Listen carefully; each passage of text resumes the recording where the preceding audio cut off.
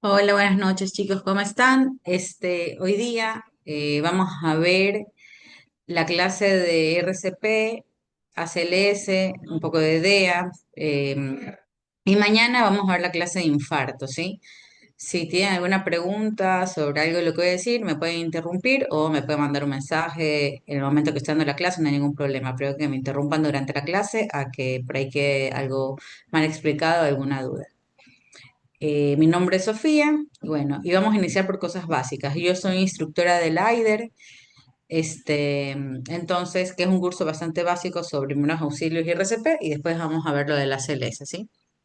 Es muy importante las nociones básicas porque a veces como médicos queremos saber lo más avanzado, como la adrenalina, el masaje cardíaco, la intubación, protección de vía aérea y todo eso, o cualquier otra droga vasoactiva, pero si no sabes las bases sobre qué es lo primero que tengo que hacer para socorrer a una persona, me voy a saltar muchos escalones que son importantes, ¿sí? Entonces, vamos por lo primero.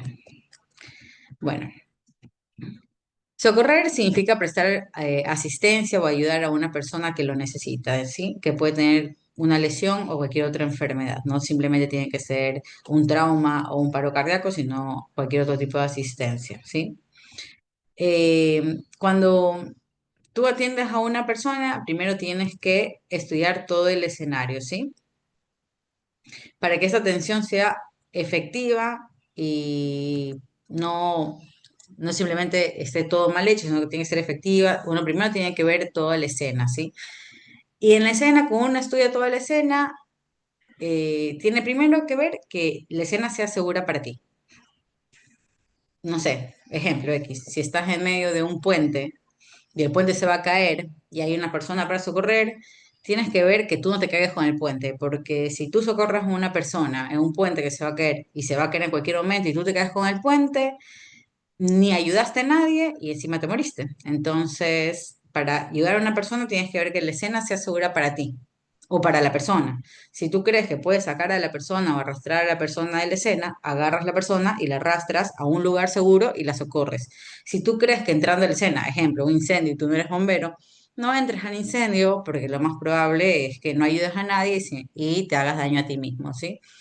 Entonces, primero vas a ver la escena. Si puedes ayudar a la persona en la escena, si puedes sacar a la persona de la escena o si simplemente no puedes ayudar. Si tú no puedes ayudar, no es que no hago nada. Llamo a 911, a socorristas o a los bomberos que estén entrenados para ciertos tipos de escena o no sé, que tengan un helicóptero, dudo mucho que en este país pase, que tengan un helicóptero y saquen a la persona de la escena, ¿sí? Pero lo principal es no arriesgar tu vida ni exponer tu vida porque no vas a ayudar a nadie.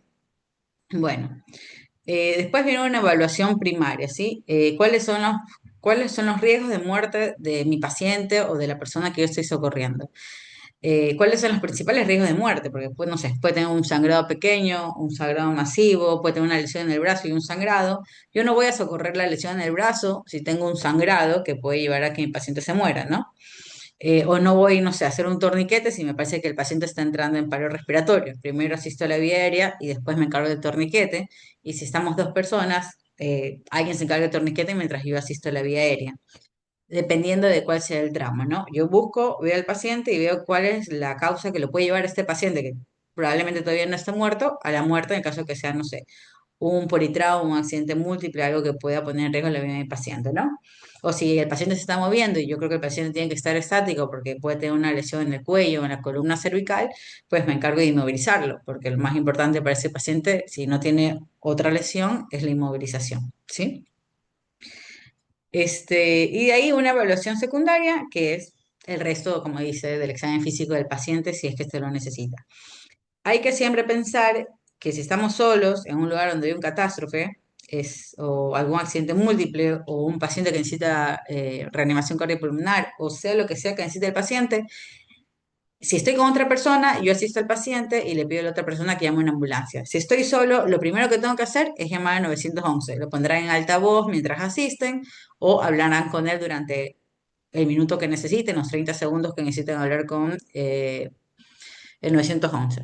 Porque lo primero que tengo que hacer es pedir ayuda, ¿sí? Ya vi la escena, veo que puede ayudar al paciente o no, lo primero que hago, si puedo o no puedo ayudar al paciente, es pedirle a alguien que se comunique con el 911 para que acuda una ambulancia o llamo directamente yo al 911 durante la asistencia o antes de la asistencia en el caso que por a ese motivo no puedo poner en altavoz. Esas son las dos cosas principales que tengo que hacer. No poner en riesgo mi vida y pedir ayuda, ¿sí? Y después pueden proseguir con lo que necesitan. Bueno, eso ya lo dijimos. Seguridad en la escena. Podemos ver el número de víctimas, el mecanismo de daño, qué pasó, un incendio, se cayó un edificio, un trauma de un accidente, trauma de motocicleta, lo que sea.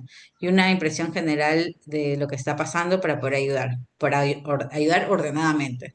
Porque en el momento que nosotros ayudamos de forma desordenada, no estamos ayudando nada. Las cosas tienen que ser hechas de forma ordenada y con protocolos para poder ver alguna respuesta positiva a lo que estamos haciendo, ¿sí? Bueno, nada, eso es más de lo que ya dije anteriormente. Antes de actuar, tienen que ver la escena, deténgase, piénselo y protéjase. La seguridad de uno es la prioridad.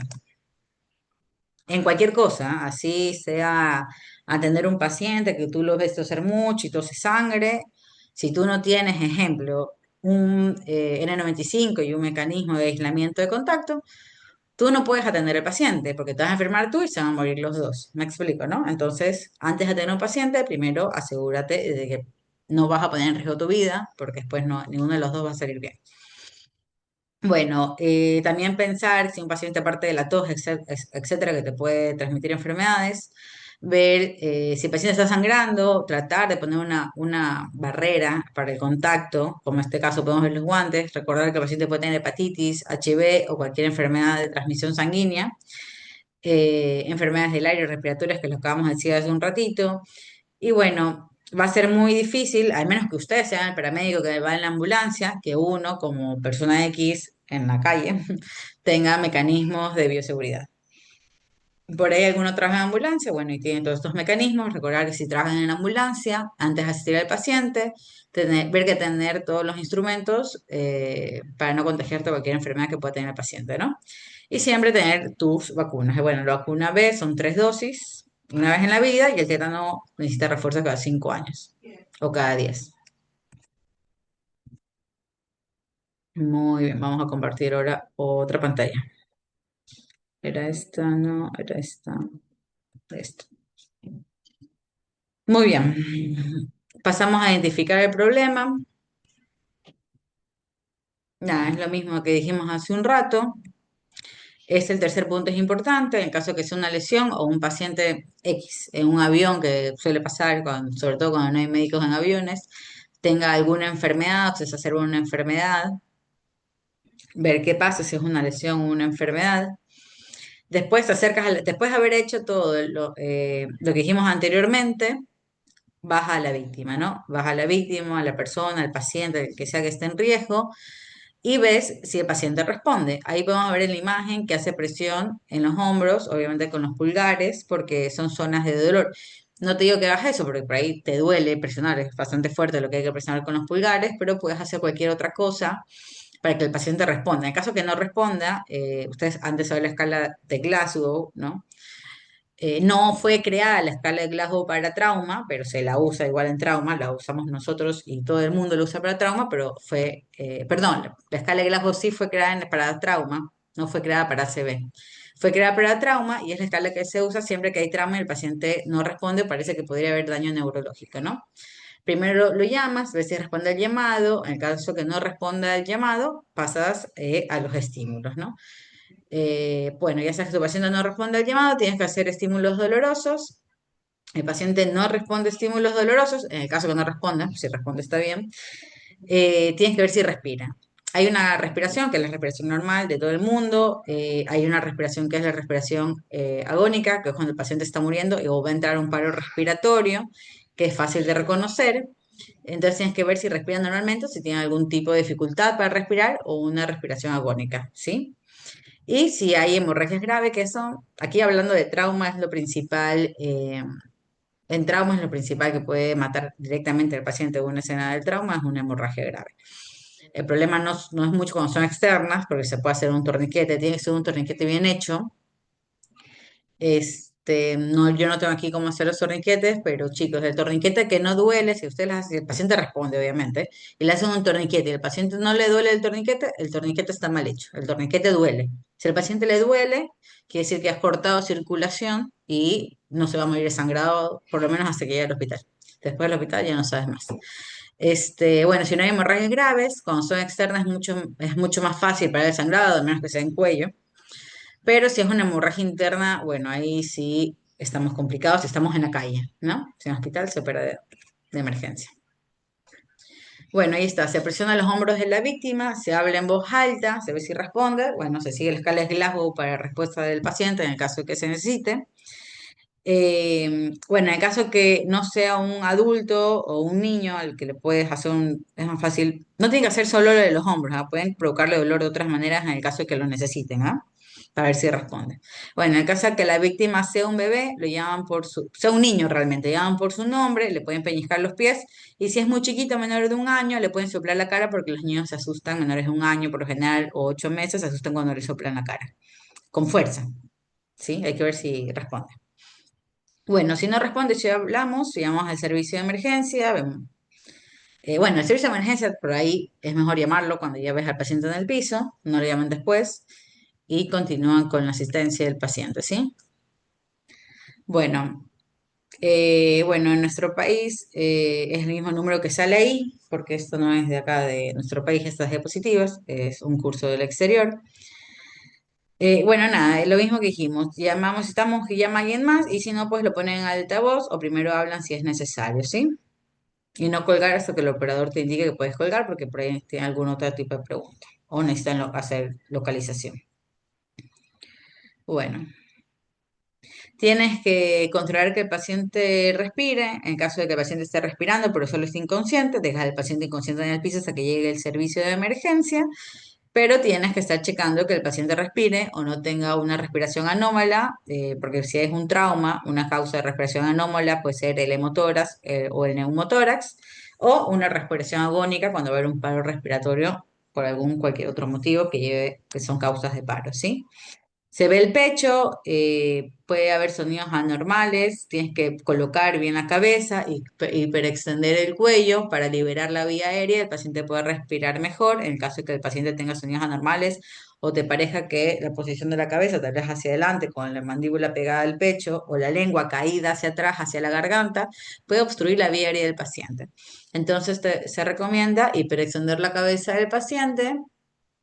No van a tener una cánula de mayo para liberar la lengua de la vía aérea, pero por lo menos ayudarle hiperextendiendo la cabeza, ¿no? Al menos que trabajen en una ambulancia, hiperextienden la cabeza y le colocan una cánula de mayo para liberar la vía aérea, ¿sí? Bueno, si el paciente no respira, obviamente el paciente está en un paro cardiorrespiratorio, ¿no? Porque bueno, y si deja de respirar, va a entrar en un paro cardiorrespiratorio. Si por ahí late el corazón un ratito más y posteriormente va a dejar de latir, o viceversa. Bueno, nada, ahí se empiezan las maniobras de reanimación ya conocidas, que vamos a verlas más adelante.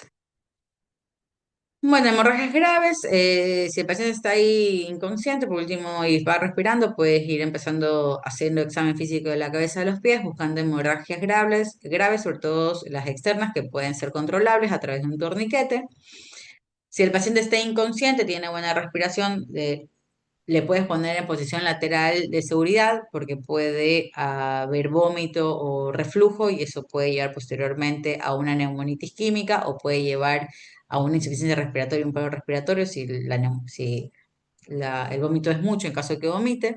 Pero si lo colocas en una posición lateral de seguridad, si el vómito del paciente y debido a que está inconsciente no puede proteger su vía aérea, obviamente no se va a ahogar. Obviamente, si sospechas una lesión de columna o cráneo, nada.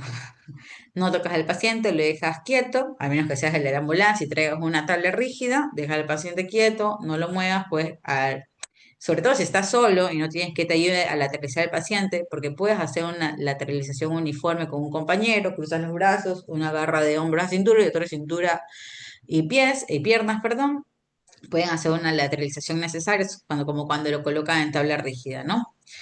Entre dos personas, cruzan los brazos en X y lo lateralizan. Si estás solo, no lo lateralices. Si crees que hay una lesión de columna y cráneo, más que cráneo-columna, porque si tuvo una herida en cráneo por ahí no hay nada, pero normalmente cuando te hay una lesión en cráneo puede estar, no siempre, pero puede estar asociada a una lesión de columna y lo lateralizas, el paciente puede irle mal, ¿sí? Así que todo depende qué sospecha tengas tú, si estás acompañado o no, y si es necesario lateralizar al paciente. Si el paciente está bien, si no sospecha de una lesión de columna y cráneo, puedes lateralizarlo para estar más seguros de que el paciente no vaya a vomitar, ¿no?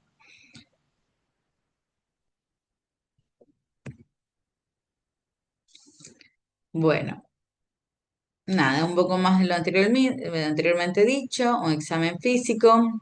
Ahí puedes, en el caso que sea necesario y seas médico o enfermero, ir y la paciente responde, hay un familiar, ir agarrando información importante de la víctima para cuando aparezcan los paramédicos o la ambulancia o quien se vaya a encargar del transporte del paciente. Bueno, otra cosa que puedes examinar al paciente son hemorragias internas, como vimos anteriormente, o traumas severos a través de deformidades, inflamación, hinchazón, ver si hubo una herida abierta que requiere asistencia o si hay alteración de la sensibilidad en el caso de que creas que puede haber una lesión de columna.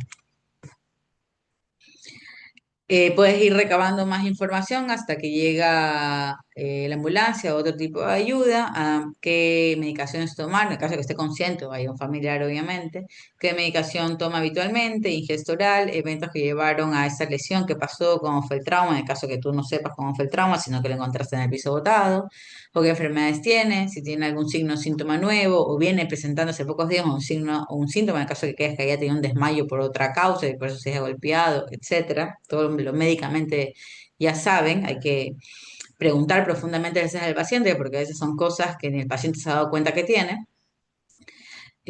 Otros trastornos médicos, qué respuestas tiene al medio, o sea, cómo está el paciente y obviamente siempre las alergias, sobre todo a medicamentos. Ah, tipo de sangre nunca está de más. Bueno, y nada más. Controlar al paciente hasta que llegue la ayuda. En el caso que ustedes no sean la ayuda, sino que se lo encontraron en la calle. Ahora vamos a compartir otra pantalla.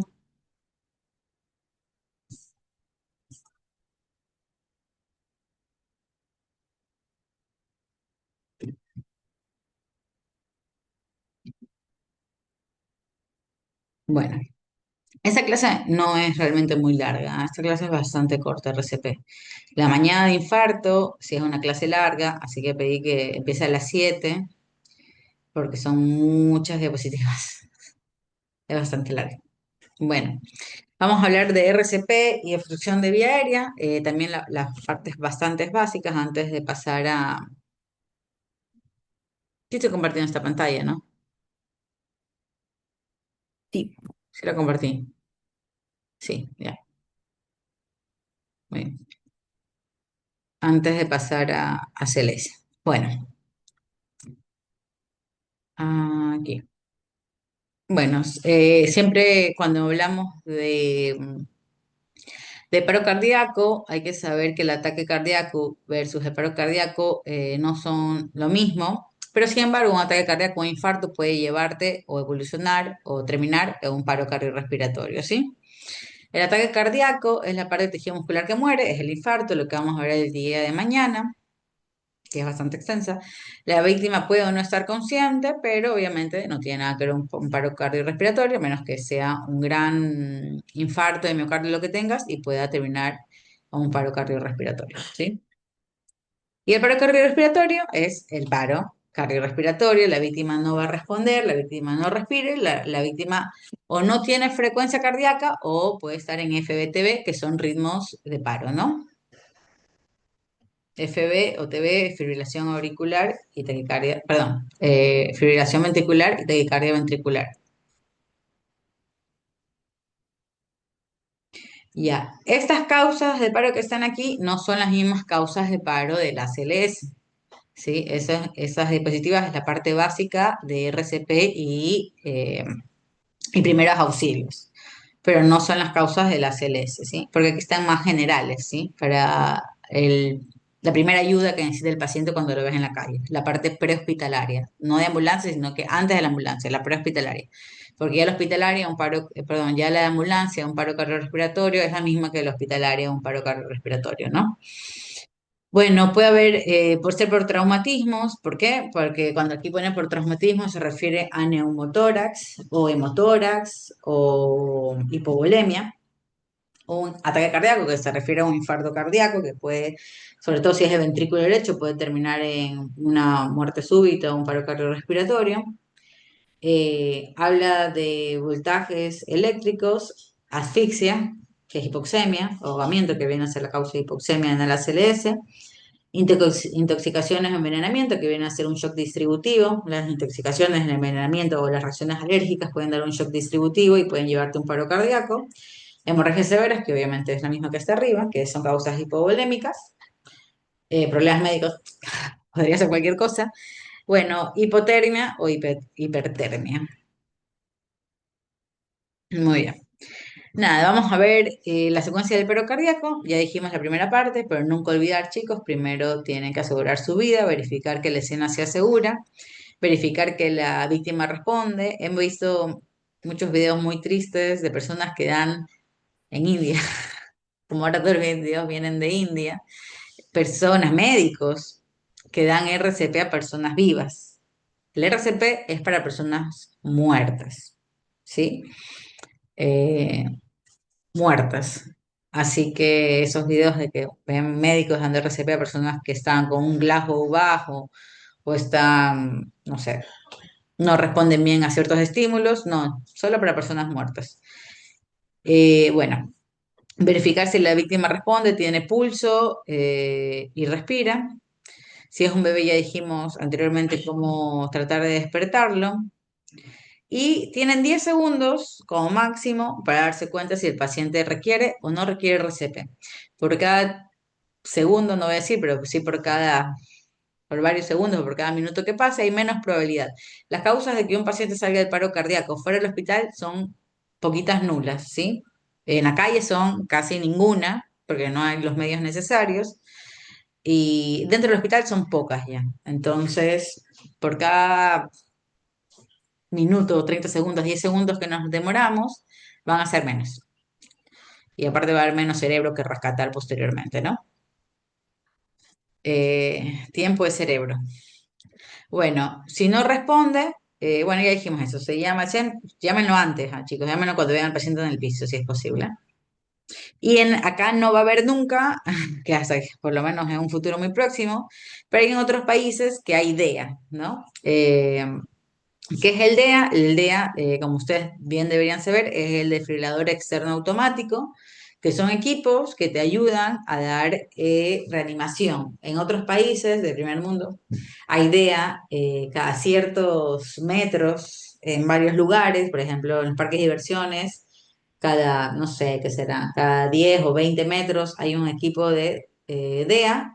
Acá no hay, pero hay países que lo tienen cada cierta distancia y en todas las ambulancias y en discotecas y en restaurantes son obligatorios para poder dar una reanimación en el caso de que un paciente tenga un paro cardíaco. Acá no hay, pero es importante saber usarlo.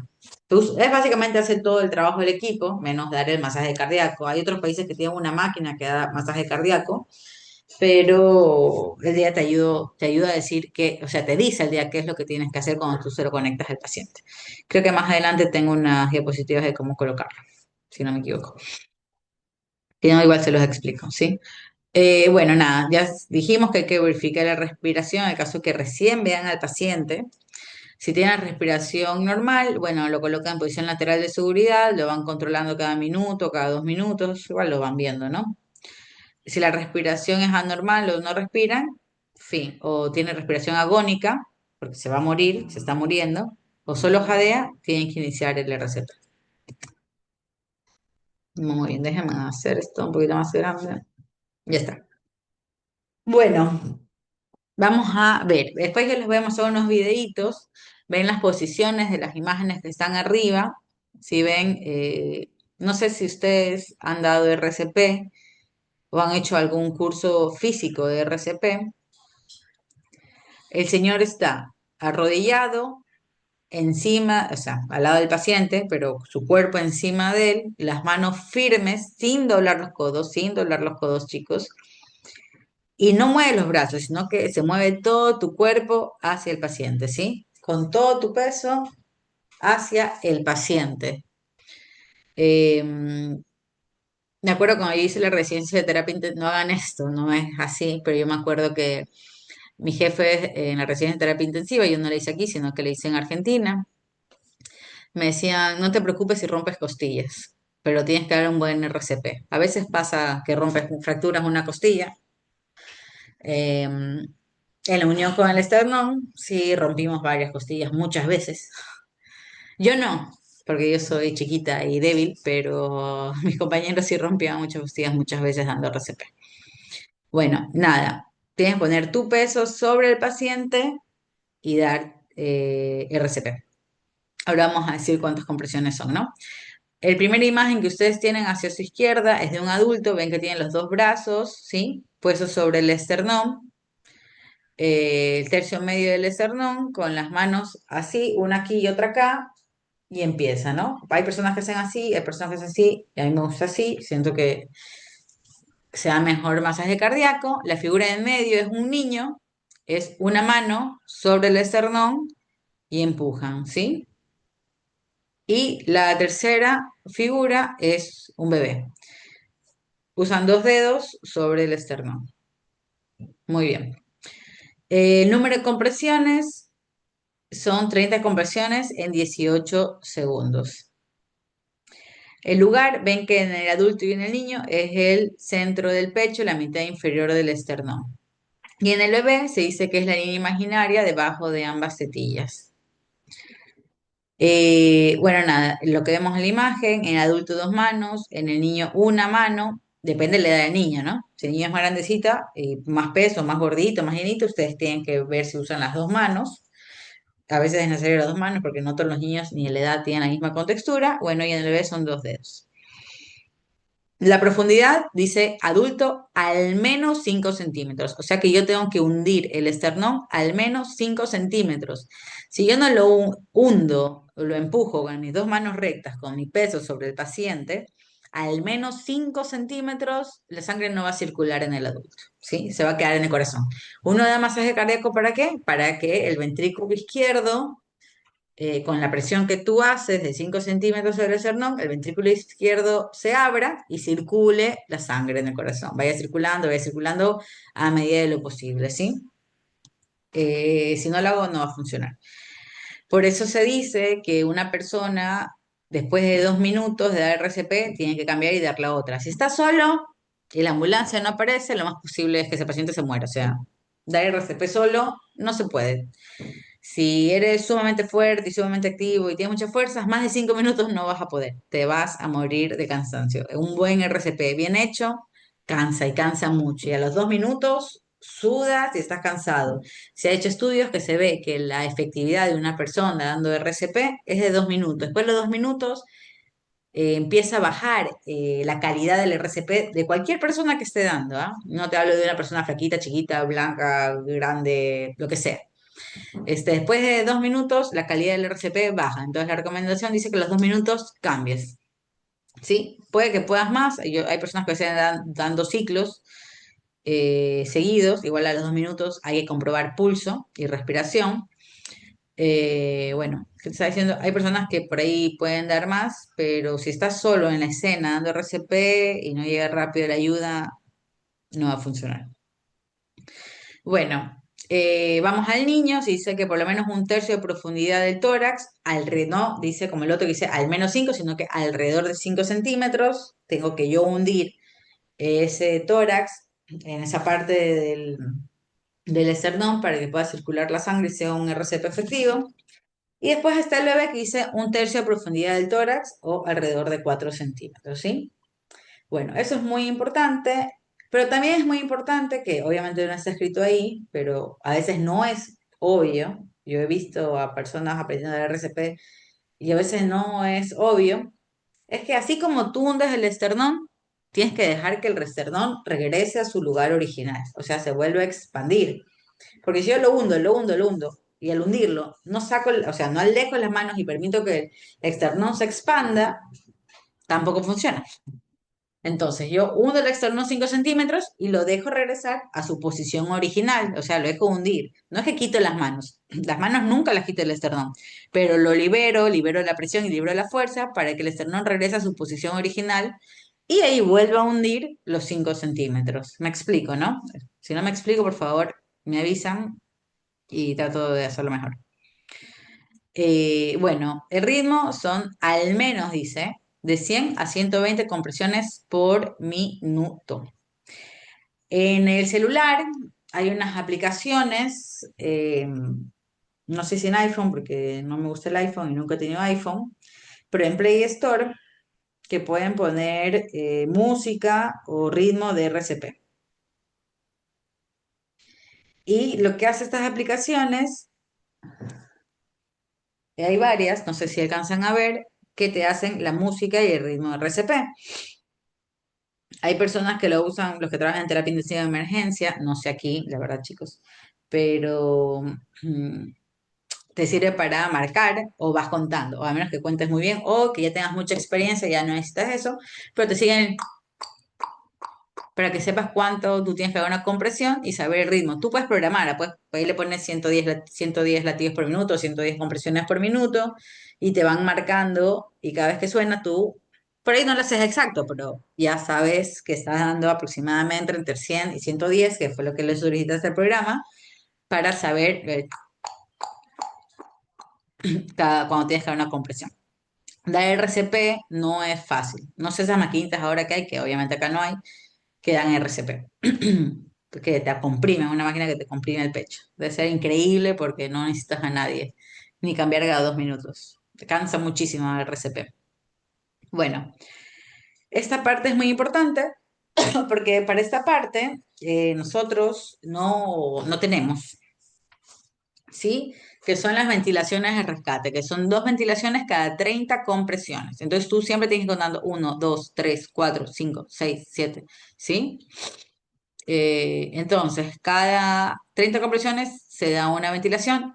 Bueno, el ACLS dice que no es necesario. Si tú estás en la calle y no tienes el instrumental necesario para dar ventilaciones, no las das, solo das las compresiones. Se ha visto que dar RCP sin las ventilaciones en lugares en los que no tienes cómo dar ventilaciones no aumentan mucho más la mortalidad, ¿sí?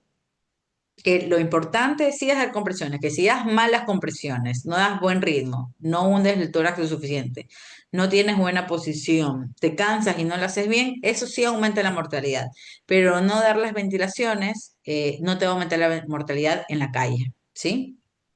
Obviamente, si estás en un hospital, sí tienes que dar las ventilaciones porque ahí sí tienes el equipo necesario, sí tienes adrenalina, sí puedes poner una vía central, ahí sí son necesarias las ventilaciones, por lo menos hasta que saliste todo. Pero lo que sí o sí te va a ayudar a que tu paciente no se muera son buenas compresiones. Así te atrasas con las ventilaciones en el hospital. Atrasar no quiere decir no dar, solo quiere decir por ahí hasta que está todo un atraso, no importa. Yo empiezo con el masaje cardíaco hasta que me traen el ambú, el tubo, lo que sea, la máscara laringia o lo que sea que yo deba colocar en ese momento al paciente. En el caso, puedes dar, ambucear al paciente de forma desordenada, no tiene que ser exacto. Ambucear al paciente de forma desordenada no tiene que ser exacto, pero en el caso que tú estés en el hospital, vamos a saltarnos un poquito a lo que viene más adelante, que es el área hospitalaria. Tú no puedes demorarte más de 1 minuto intubando al paciente porque no puedes detener el masaje cardíaco. Me explico, el masaje cardíaco es muy importante. Entonces, el masaje cardíaco se detiene o muy necesariamente un tiempo o no se detiene, si no ambuceas nomás al paciente. Bueno, hay ciertos artefactos o instrumentos que te ayudan a la vía aérea. Ahí vamos a ver una imagen más adelante, que bueno, eso si ustedes quieren, pero es para la calle, ¿no? Para la hospital es otra cosa que pueden tener. 2 ventilaciones en 30 compresiones en el caso que tengan como ventilar. No, en la calle un desconocido, chicos, no se ventila boca a boca. Eso ya no se hace. En la calle no tienes cómo ventilar, solo compresiones, fin, se acabó. Bueno, se abre la vía aérea, eso ya hablamos anteriormente. Ahí pueden ver la imagen. Ese es un dispositivo que tienen los paramédicos en otros países. No sé si en este país tengan eso los paramédicos, que es un dispositivo unidireccional. ¿Sí? Que tiene whispers para que salga el aire no sale vieron que el paramédico sopla, el aire no sale por el mismo tubo donde el paramédico sopla, así que la idea es que el paramédico ahí no está en contacto con las secreciones o la vía aérea del paciente. El aire entra por el tubito donde él sopla para dar la ventilación y sale por unos whispers que están en la mascarilla. Así que eh, si no tienen ese aparatito, no se da. Solo es el masaje cardíaco, que es lo que tiene efectividad, sobre todo en la calle. En el caso de que estén buceando por tubo orotraqueal o por ambú o por máscara laringe o lo que sea, tienen que ver, o por ese aparatito, si es que lo compran y lo tienen cada uno o lo tienen en ambulancia, tienen que ver que el tórax se expanda, ¿sí? Y baje, para decir que esa ventilación es efectiva. Bueno, ya lo vimos, la secuencia de tensión son 30 compresiones, 2 ventilaciones, eh, hasta que el DEA lo indique, llegue el personal de salud, o sea, llegue la ambulancia, la víctima empiece a moverse o recupere la circulación o la ventilación espontánea, ambas cosas, mejor dicho. Usted esté demasiado cansado para continuar o su seguridad esté en peligro. Bueno, vamos a ver un poquito de obstrucción en la vía aérea. Espero que estas dispositivos tengan el DEA, si no, ahora lo busco. Un poco de obstrucción de la vía aérea. Hay que ver que la tos de la persona, perdón, vamos a ver una obstrucción de la vía aérea parcial y una obstrucción de la vía aérea total. La obstrucción de la vía aérea parcial, la tos es efectiva, la persona puede hablar, en el caso que sea bebé puede llorar o emitir sonidos, y tienes que despedir a la persona que tosa, a ver si el cuerpo extraño que está obstruyendo de forma parcial la vía aérea se puede expulsar. Y la total, obviamente la tos es débil o no hay tos en absoluto. El bebé no llora, no puede pronunciar ningún tipo de sonidos, la víctima no puede hablar, toser, obviamente, o respirar. Y obviamente va a empezar a ponerse cianótico el paciente, ¿sí? Bueno, esa es una imagen gráfica, cómo ayudar a un adulto a desobstruir su vía aérea. Con 5 golpes en la espalda, se puede hacer lo mismo con los niños, es mejor hacerlo de forma arrodillada por la altura de los niños, te arrodillas tú y golpeas al niño hacia adelante, lo más adelante que puedas. Si el niño es chiquito, lo colocas boca abajo, acostado con la cabeza, como un tren de Lemburg con la cabeza hacia el piso y le golpeas la espalda hasta que pueda expulsar el cuerpo extraño. Ahí dice, 5 golpes duros con el talón de la mano,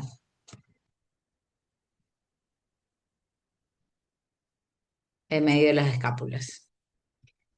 Bueno, y bueno, la muy conocida maniobra de Heimlich, que son 5 compresiones abdominales, dependiendo si es niño o es un adulto. Si es un adulto, obviamente te paras, pueden ver en la imagen, te paras detrás del paciente o de la persona afectada, ven cómo está parado, lateralizado, con una pierna entre las piernas del paciente, lo agarras, ¿sí? Con el pulgar hacia adentro, justo encima del ombligo y con el puño de la otra mano empujas hacia adentro y hacia arriba, empujas hacia adentro y hacia arriba. Se ve muy bien en esta imagen de aquí, con la otra mano empujas el puño hacia adentro y hacia arriba, ¿sí?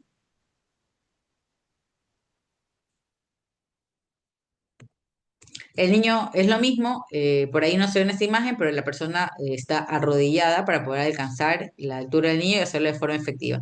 Tienen la misma posición que se ve aquí, pero arrodillado. Bueno. ¿Cómo actuar ante una obstrucción de vía aérea en una embarazada? Bueno, la embarazada es más difícil, ahí podemos ver que colocan las manos de la misma manera, pero no lo hace sobre encima del ombligo porque es imposible, sino que lo hace sobre el esternón o por lo menos desde donde termina el vientre hacia el esternón, ¿no? y se hace exactamente lo mismo. Bueno, en bebés o lactantes, lo que se hace es que se coloca el lactante boca abajo, se lo inclina, tiene que estar la cabecita en dirección hacia el piso, le das la vuelta al bebé y con el talón de la mano se dan 5 golpes en la espalda, ¿sí?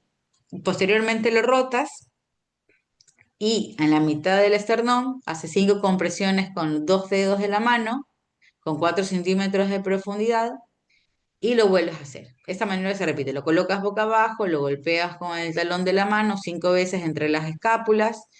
Ven que el niño está oblicuo hacia el piso, no está recto, después lo pones recto, le das la vuelta, lo pones recto sobre tu brazo con los 2 dedos, lo aplastas 5 centímetros en el tórax. Bueno, este año, hace nada, hace un par de meses, o unos 2 meses tal vez, esta maniobra cambió. Esta parte de golpear con el talón en la mano entre las escápulas, oblicuo hacia el piso, no cambió. Lo que cambió este año es la compresión torácica, ¿sí? No lo dicen todas las guías, solo aparecen dos, que en vez de presionar con tus 2 dedos en el esternón del bebé, comprimas con el mismo talón, hagas las 5 compresiones en el esternón del bebé, sino que lo hagas con el talón de la mano y ya no con el dedo. Eso habla en ahogamiento. No vi que haya una actualización en RCP, sino en esto, ¿no? En obstrucción de vía aérea. Yo puse un dibujito, pero no sé si están en las otras diapositivas, ¿sí? Bueno, nada, se repite cómo actuar ante una obstrucción de la vía aérea total. En todos los casos se repite la secuencia de maniobras hasta que el objeto sea expulsado o la víctima pierde conocimiento. En el caso de que el objeto sea expulsado, obviamente, suerte, se termina, pero si la víctima, eso está mal. No, la víctima no pierde conocimiento, ¿no? Pierde la conciencia, ¿sí? Bueno, o la víctima pierde la conciencia, conocimiento no se pierde. La víctima pierde la conciencia y deje de respirar. Si esto sucede, tienen que hacer RCP. O sea, pasan de tratar de desobstruir la vía aérea e inician las maniobras de RCP. Bueno, esta es la actualización que le estaba diciendo. La parte posterior es igual. Pones al paciente de forma oblicua, lo acuestas, golpeas entre las dos escápulas. Estamos hablando de los bebés, obviamente, ¿no? Y le das la vuelta y con el talón de la mano comprimes el pecho. Ya no lo haces con los 2 dedos. Esto es para obstruir la vía aérea total o parcial de un bebé. El adulto ya vimos cómo se hace.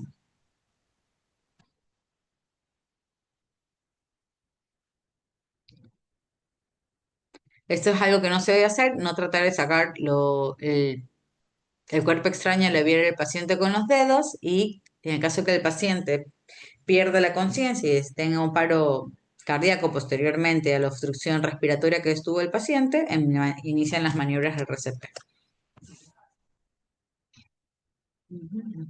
Ahora déjenme ver si encuentro. DEA, que yo creí que estaba aquí, pero no lo vi.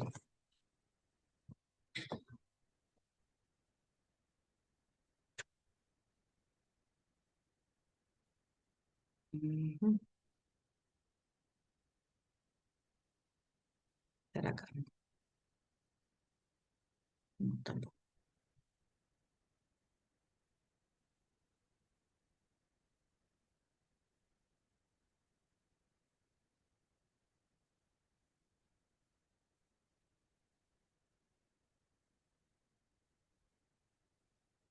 De,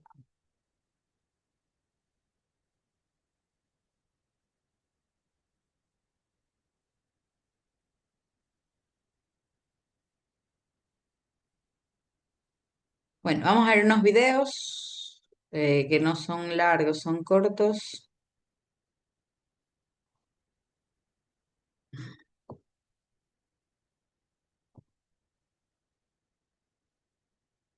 Mm,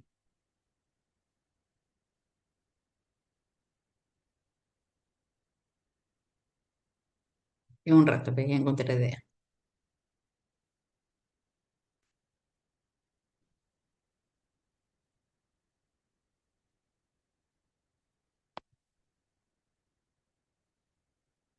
Muy bien, bueno. Vamos a ver el DEA, que es el desfibrilador externo automático, es ese aparatito amarillo que ven ahí, no es la única forma, dependiendo de quién produzca el aparatito de varias formas diferentes, pero son muy fáciles de usar, ¿sí? Bueno, la creación del DEA ha aumentado la supervivencia en casos de paro cardiorrespiratorio, te ayuda a reconocer alteraciones o ritmos de paro, como son la fibrilación ventricular y la taquicardia ventricular, y se puede corregir en la calle o en cualquier ámbito extrahospitalario, como en la ambulancia, el caso de contar con uno. No sé si ustedes han visto o usado uno.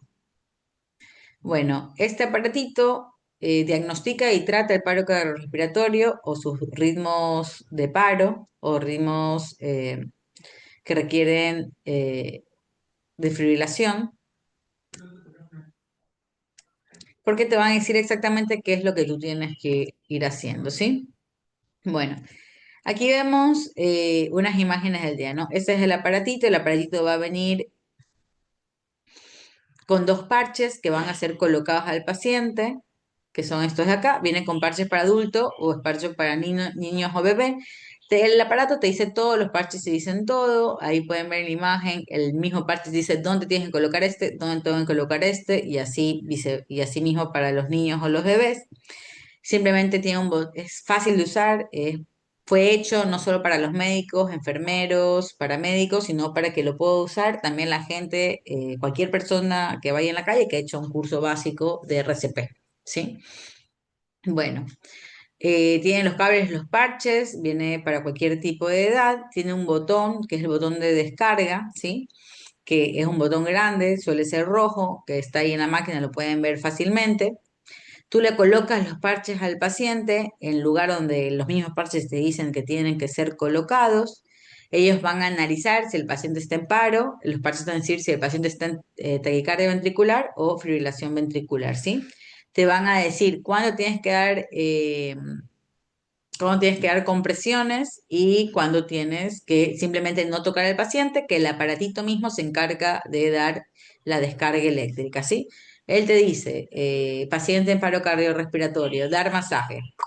Pasan los 2 minutos y después se dice, eh, como te dice, buscando pulso, buscando frecuencia, ¿verdad? Dice, paciente se encuentra ahorita en taquicardia ventricular. Por favor, alejarse del paciente. Y da la descarga del aparatito mismo, ¿sí? Es fácil de usar y ayuda muchísimo, ¿sí? Acá pueden ver, da masaje cardíaco, mientras, o sea, obviamente si encuentras al paciente inconsciente, obviamente está con paro respiratorio, está inconsciente, en el piso, le das masaje cardíaco al paciente hasta que tu compañero, si es que tienes la suerte de estar con una persona que te pueda ayudar, va colocando el aparatito. Después sueltas al paciente, obviamente ya aprendiste el día, ya colocaste los parches y la máquina se encarga. El gato me asustó. Y, y el gato se encarga, y el aparato se encarga de ver el pulso del paciente y si está o no a un ritmo desfibrilable. Gato de miércoles. Muy bien. Bueno, eh, nada, el aparato se encarga de administrar la descarga, te va a avisar que no toques a la víctima para la descarga en el caso que el paciente requiera descarga, si es que está en taquicardia o fibrilación ventricular, si el paciente está en asistolia, hay que dar masaje cardíaco, ¿sí? Eso vamos a ver igual ahora que veamos a Celesa. Y eso se hace hasta que llega la ayuda profesional, si es que ustedes no son ayuda profesional.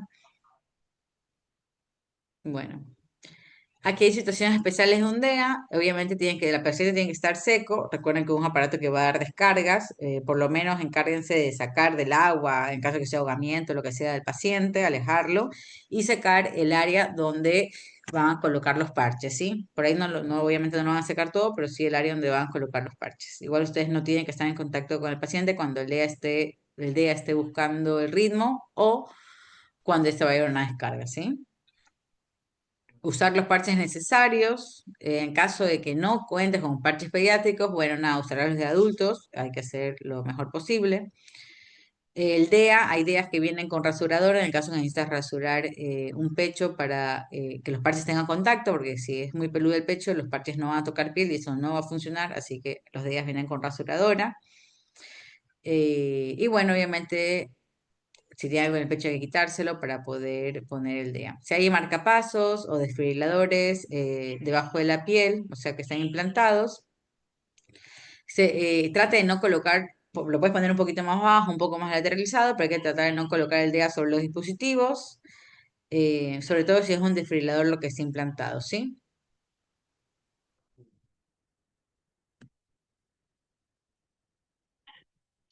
Muy bien. Déjenme abrir la carpeta.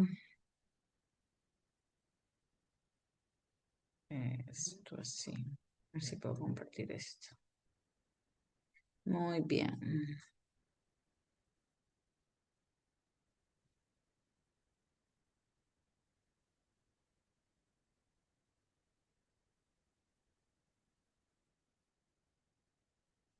Espérense. Si lo habré hecho bien. Si pueden ver el video.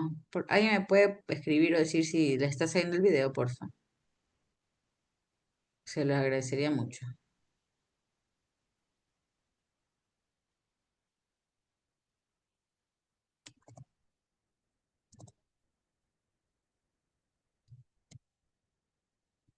Si no responde, pida ayuda.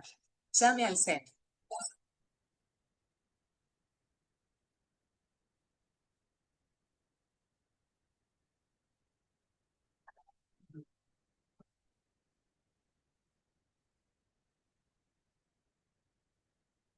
¿No sale el video todavía?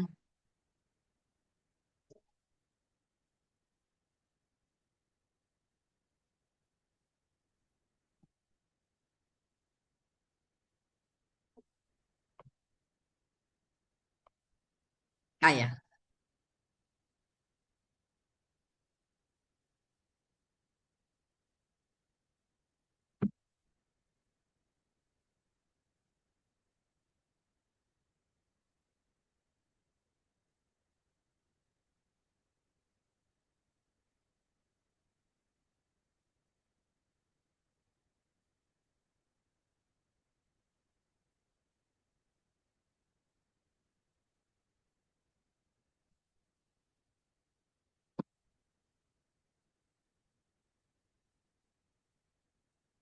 Perdón, doctora, no, no hay video.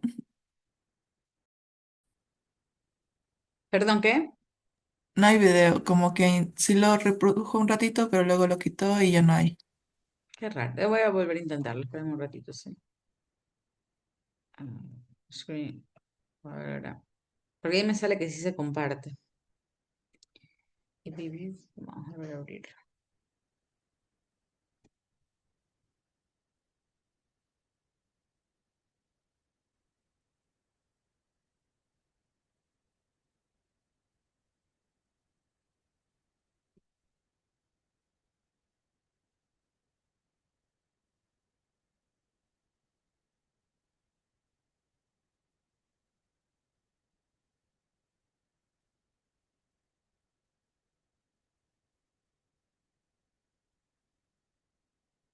Ahí está saliendo.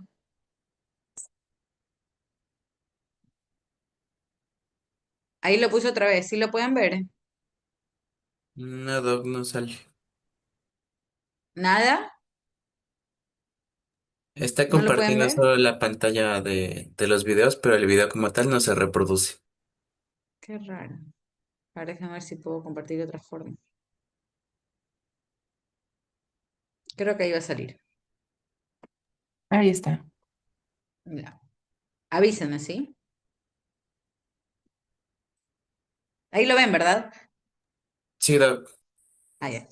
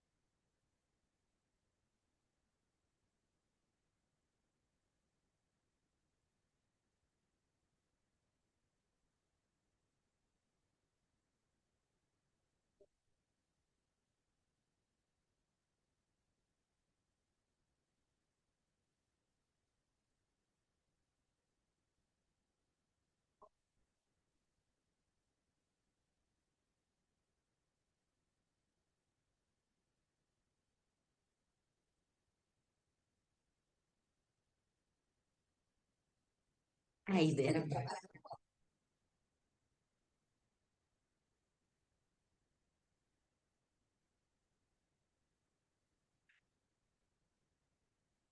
ese video lo ven, el nuevo video que puse. Sí, Doc. Ay,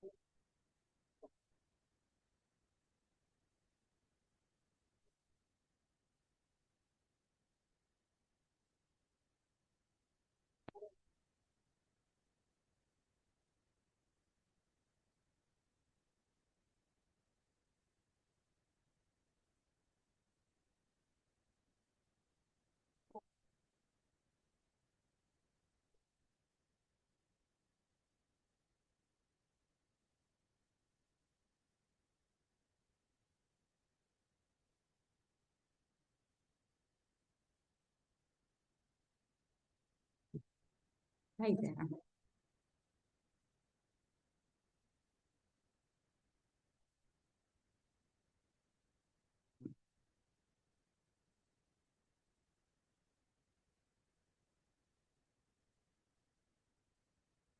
puse otro video, si no lo ven me avisan.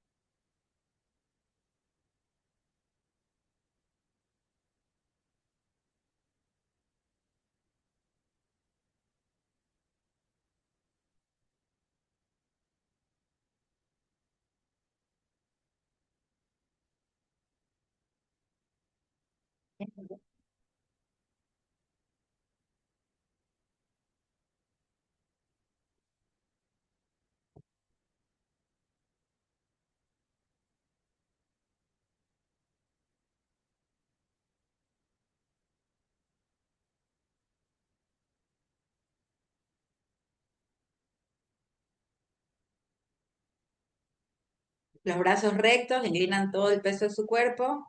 Obviamente tiene que hacer más fuerza sobre el pecho del paciente.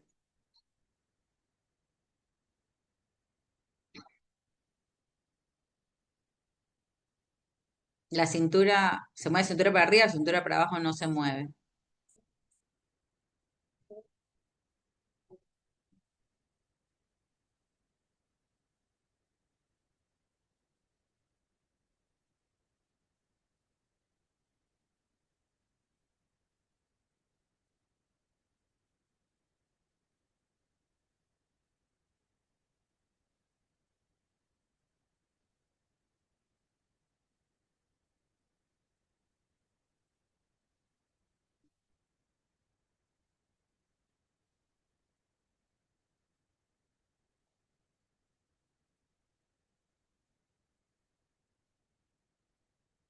Bueno, chicos, vamos a tomarnos un break de unos 5 a 7 minutitos y pasamos a lo que es ACLS. ¿Les parece? Nos vemos en 7 minutitos. Ya.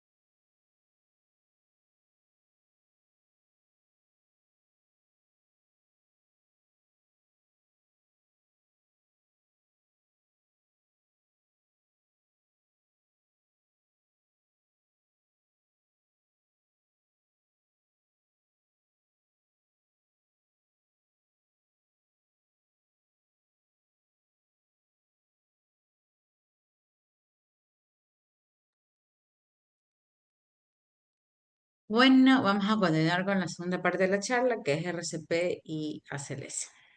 Bueno, RCP ya vimos, pero es un poco más RCP y vamos a la parte eh, hospitalaria, como quien dice, ¿no? O de ambulancia.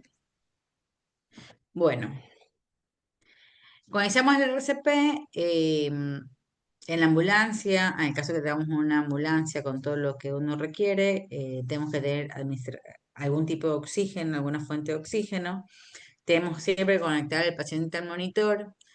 Es muy importante conectar al paciente al monitor. Cuando me refiero al monitor, son los electrodos, ponerle el pulsoxímetro o el saturómetro. En caso de que el paciente haya sido intubado, haya tenido un paro ya intubado, porque a veces el paciente está hospitalizado y tiene un paro hospitalizado, o se haya intubado posteriormente, es importante poner, en el caso que tengamos ventilador, porque hay ventiladores que son modo RCP, que son los que usan casi siempre en anestesia, en quirófano, ¿sí? Hay otros que no. Casi siempre los que están en terapia intensiva no tienen para RCP. Tienen que ver que ese ventilador sea para RCP. En el caso de que el paciente esté ventilado porque, no sé, tuvo un ácido isquémico y requiere ventilación, y el ventilador no tiene para RCP, como son los ventiladores de anestesia, o sea, te desconecta el paciente del ventilador y le tengo que dar con el ambú, ¿sí? Y en el caso de que no sepan, yo no sé si este ventilador tiene o no tiene para RCP, desconectan al paciente, conectan el tubo al ambú y le dan con la ambucean, ¿sí? Solucionado. No se va a morir porque lo ambuseen, pero sí si el ventilador no lo deja respirar. Bueno, tengo que tener la farmacoterapia necesaria, obviamente como le dije, esto es en ambulancia o en la parte hospitalaria, que es la adrenalina, la amiodarona o la lidocaína, ¿sí? Tengo que tener un acceso intraóseo o intravenoso. Nosotros, me incluyo, nunca he puesto un acceso intraóseo porque siempre he tenido vía endovenosa. Bueno, yo no trabajo en ambulancia en emergencia, sino que en terapia intensiva, entonces siempre tengo una vía o ya puesta o la pongo en un toque. Bueno, em, eh, en cuanto a la vía, si saben poner una vía intraósea, dicen que es mucho más rápida, mejor. Si no, le ponen un acceso venoso, ¿sí? El paciente está muerto, estamos hablando ya, el paciente muerto, ya no vamos a hablar más de primeros auxilios. El paciente está muerto, así que chicos, pongan la vía que puedan poner. ¿Sí? En caso que no tengan, si tiene, usen la vía que tengan, pero casi siempre cuando el paciente le da un paro cardiorrespiratorio, si es una vía periférica, esa vía se pierde. Sí, se pierde casi siempre. Bueno, si la tienen permeable, chévere. Usen cualquier vía que tengan. Obviamente siempre es mejor un acceso venoso central en caso que no tengan central, tengan uno femoral, que es uno de gran calibre. Hay muchas veces que hay que poner un nuevo acceso al paciente en paro, o porque le sacaron la vía, o porque se le salió la vía, o porque se le tapó la vía en caso de que haya tenido periférica. Obviamente en ese momento ir directo a la femoral y tratar de poner, si no pueden periférico, tratar de poner un acceso venoso femoral para poder administrar la medicación, es sumamente importante. Se lo puede poner durante el masaje cardíaco, en el caso de que no haya mucha experiencia poniendo acceso venoso, bueno, alguien va a tener una experiencia por ahí, ¿no? El femoral es fácil. Ha pasado muchas veces que cuando se pone acceso venoso femoral en el paro, por ahí no lo pones en la vena, sino que lo pones en la arteria. Bueno, usa el de la arteria hasta que el paciente salga del paro. El paciente está muerto. Así que usen lo que tienen, usen el acceso venoso si fue a la arteria. ¿Cómo se dar cuenta? Porque cuando da masaje cardíaco, la sangre se va a estar queriendo regresar, ¿no? Entonces se van a dar cuenta que por ahí lo pusieron en la arteria. Úsenlo hasta que encuentren vena o úsenlo hasta que el paciente salga del paro. Eh, ¿Cómo hacen? Porque la sangre se regresa, bueno, o mantienen el suero a presión para que pase líquido con la medicación, igual la medicación va en bolo, sino para lavar el coso, una vez que pasó, pasó y lo tienen que tener apretado, o agarran un tensiómetro manual, envuelven el tensiómetro manual, lo inflan, para que la sangre no se regrese, ¿sí? Sino que pasan la medicación, lo inflan, y va pasando con la solución. El tensiómetro manual lo amarran y lo inflan, como si fuera una vía arterial con esos tensiómetros que tienen, en el caso que no tengan los tensiómetros que usan para la vía arterial, ¿sí? Bueno, dentro del ámbito hospitalario deberíamos tener una capnografía cuantitativa, no todo el mundo lo tiene. ¿Qué es una capnografía? Es para ver el dióxido de carbono que sale de la vía aérea, ¿no? ¿Para qué nos sirve? Bueno, nos sirve para dos cosas muy importantes, igual que el monitor, que yo dije que lo conectaban hacia el pulsoxímetro, ¿se acuerdan? Porque nos van a decir qué tal está el masaje cardíaco que yo estoy dando. Si estoy haciendo un masaje cardíaco asqueroso o si estoy haciendo un masaje cardíaco efectivo, ¿no? Cuando yo hago un masaje cardíaco, muchas veces a veces critican, pero ¿por qué conectas el pulsoxímetro? Que si está muerto, sí, pero mientras el masaje cardíaco, el pulsoxímetro te ayuda a ver los latidos por minuto, igual que los parches para el monitor. Y a veces te dan una saturación falsa, pero ya tienes una idea que el masaje cardíaco está siendo efectivo porque el pulsoxímetro medio anda. ¿Me explico? Monitor es importante para ver la frecuencia y para ver que sea un masaje cardíaco efectivo, ¿no? Pero puedes ver, puede darte el pulsómetro, hacerte una idea como que ve, tiene una saturación X, pero quiere decir que por ahí algo está circulando, está dando un buen masaje cardíaco. Y bueno, la capnografía sí te ayuda bastante. ¿Por qué? Porque te va a dar el dióxido de carbono que el paciente sale, o sea, que el dióxido de carbono que sale de los pulmones del paciente, ¿no? O sea, si me sale un dióxido de carbono de 3 o 4, me va a decir que no hay buen intercambio gaseoso, o sea que el masaje cardíaco o la ventilación están mal. En cambio, si sale un dióxido de carbono más cercano a lo normal, quiere decir que hay un buen masaje cardíaco. También te va a decir, no sé, si hay un dióxido de carbono de 100 y de repente se normaliza, empieza a salir, no sé, tenía 100 en la capnografía de dióxido de carbono y ahora está saliendo 35, que es lo normal. Tú dices, hay que comprobar, el paciente probablemente ya regresó a la circulación, o sea, ya otra vez está circulando, otra vez está respirando, por eso el dióxido de carbono está en valores normales, ya regresó a la circulación espontánea. ¿Sí? Bueno, nada, eso es un circulito que te muestra las cosas primordiales y que tienes que saber como que básico del RCP, ahí están cada 2 minutos, se comprueba y está 2 minutos, compruebo el ritmo.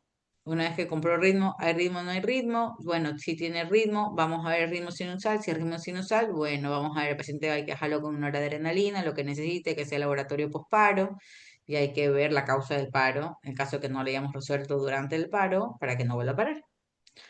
Y si no, a los 2 minutos, ¿hay ritmo? ¿No hay ritmo? Sí, hay FBTB, bueno, hay que descargar. Descargas, una vez que no tienes el DEA que te dice qué hacer, ¿no? Una vez que descargas, porque está en taquicardia ventricular o fibrilación ventricular, tú tienes que automáticamente seguir dando masajes. Ya descargó, soltó, seguimos dando masaje cardíaco. No es que después de desfibrilar comprobamos otra vez el ritmo. O sea, ya lo comprobamos, vimos que está en FBTB, seguimos dando masaje cardíaco. Y después de 2 minutos de dar masaje cardíaco, de haber dado la descarga, ahí volvemos a comprobar. No es que después de fibrilar comprobamos otra vez. No, tenemos que volver a dar 2 minutos y volver a comprobar si está en sinusal, sigue en TDOFB o vuelve a entrar en asistolia, ¿sí? Bueno, y bueno, después vienen todos los cuidados post-paro respiratorios. Bueno, nada, ahí vemos el cuadrito de la derecha, que es básicamente lo que vimos, que tiene que ser un RCP efectivo. Este cuadrito es de la CLS, si se lo quieren quedar. Y todo lo que hay que evitar la ventilación excesiva, tienen que ser buenas compresiones de 2 minutos. Si estás cansado, cambia, porque los 2 minutos lo más probable es que ya estés cansado, ¿sí? Si tienes un dispositivo para poner una vía aérea avanzada, como dijimos anteriormente, lo pones, si no, te dedicas al masaje cardíaco. Y si tienes una cronografía, bienvenido seas, para ver la calidad del RCP. Bueno, en caso de que tengas un desfibrilador bifásico o monofásico, te van a decir la cantidad de joules. Bueno, aquí en el bifásico te recomiendan de 120 a 200 joules. Chicos, el paciente está muerto, yo les recomiendo siempre la mayor cantidad de joules que tenga el aparatito, ¿sí? En monofásico la mayor es de 350, pero el bifásico te dan 2. Empiecen con 200, casi siempre todos tienen monofásico, ¿sí? Pero empiecen con 200, no van a matar a nadie. Bueno, la dosis de adrenalina, son las dosis generales, los medicamentos lo que van a tener ahí, la adrenalina, 1 miligramo de cada 3 a 5 minutos. Yo les recomiendo que no lo pasen cada 5 minutos, pásenla cada 3 minutos, que ya nadie se va a morir, que no esté muerto, así que pásenla cada 3 minutos. La miodarona, obviamente se va a dar en caso necesario, la vamos a ver más adelante, se da un bolo de 300 miligramos y una segunda dosis de 150. Y la lidocaína se usa en tormenta eléctrica casi siempre, si la miodarona no hace efecto. 1 miligramo a 1,5 miligramos por kilo en la primera dosis y la segunda dosis de 0,5 a 0,75 miligramos por kilo. O sea que tiene que hacer la formulita dependiendo de cuánto pese su paciente, ¿sí? Bueno, aquí habla del manejo de la vía aérea, habla de tubo orotraqueal o una cánula supraglótica, que es lo más fácil de usar en el caso de que sea necesario. Si no se puede intubar, colocan una cánula de mayo que saque la lengua y no obstruya su vía aérea y la ambucean, ¿sí? Le ponen la mascarita y en el caso de que no puedan. Hay pacientes que es difícil, cuando son muy gorditos, a dar ambú es muy difícil. Intubar todo es muy difícil cuando son muy gorditos. Intubar es muy difícil, todo es difícil. Bueno, en caso de paciente intubado, ya no tengo que hacer los 32, porque los 32 es para ambú o la máscara esa que vimos al comienzo para los paramédicos. Ya no es necesario hacer el 32 porque el paciente es intubado, sino que puedes hacer una ventilación cada 6 segundos o 10 ventilaciones por minuto, ¿sí? Porque ya está intubado y ya no es necesario. Ya no tienes que parar nada para darle respiraciones. Bueno, ¿y cómo sabemos que hay retorno de la ventilación? Perdón, de la circulación espontánea. Bueno, obviamente porque hay pulso o presión. Recuerden que cuando terminan los 2 minutos de reanimación tienen que buscar pulso. ¿Dónde busco pulso? En las carótidas.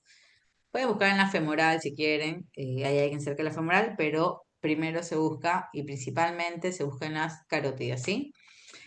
Bueno, porque como le dije hace un ratito, la capnografía se normaliza, tiene 35 o 40 miligramos de dióxido de carbono. em, y bueno, obviamente el monitor hay ritmo, ¿no? Que no sea TB o FB. Bueno, ahí están las causas reversibles del paro, son las que están en coordinación: hipovolemia, hipoxemia, acidosis metabólica, hipo o hiperpotasemia, hipotermia. Cuando un paciente tiene un paro por hipotermia, se da masaje cardíaco y se continúa hasta que el paciente esté en normotérmico, ¿sí?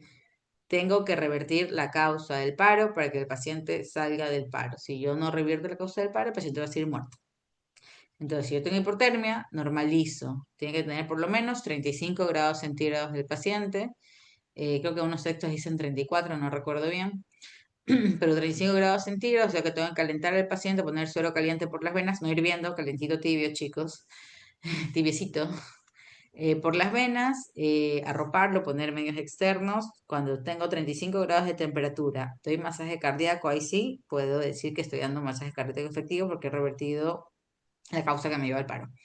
Neumotórax a tensión, obviamente dentro de neumo o hemotórax. Recuerden que en neumotórax se coloca, tengo que revertir la causa del neumotórax, o llama al cirujano que le ponga un tubo de tórax en ese momento, o hasta mientras yo puedo ir colocando un catéter, segundo espacio clavicular, línea media, ¿sí?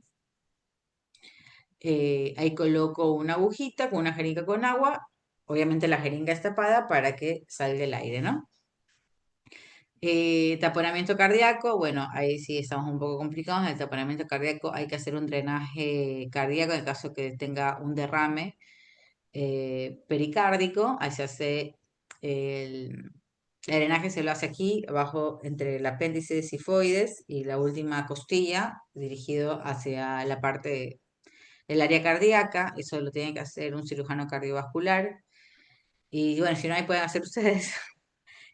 Tóxicos, como puede ser barbitúricos o cualquier otro tipo de tóxicos, tengo que revertir la causa.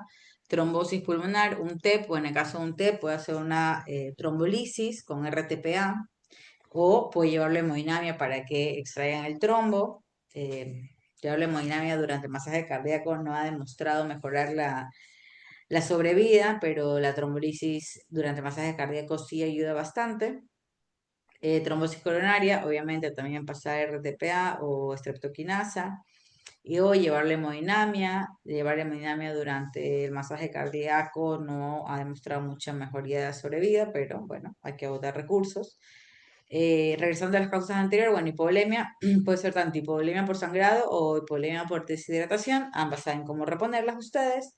Hipoxemia, saben las causas de hipoxemia, hay que revertir la causa de hipoxemia, en caso de que requiera intubación se lo intuba, si el paro ustedes creen que fue por hipoxemia. La acidosis metabólica, depende de la causa de la acidosis metabólica, hay muchas causas que te pueden llevar a la acidosis metabólica, eso es una clase gigante. ¿Sí? Pero dentro de las causas de la acidosis metabólica, lo que tú haces en aumento del paro es pasar bicarbonato, chicos. Pasan un baxtercito de bicarbonato y esperan. Ya después se buscará, en el caso que no sepan la causa de acidosis metabólica, y se corregirá.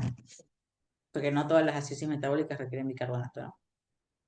Bueno, y la hipohiperpotasemia, distribución de aniones y cationes. Para revertir esa causa. Bueno, la causa de la hipopotasemia o hipocalcemia, que también podría llevarte un paro cardíaco, obviamente sea el electrolito necesario, y hiperpotasemia se usa de distribución, ¿no? De lo mismo. Muy bien. Ay,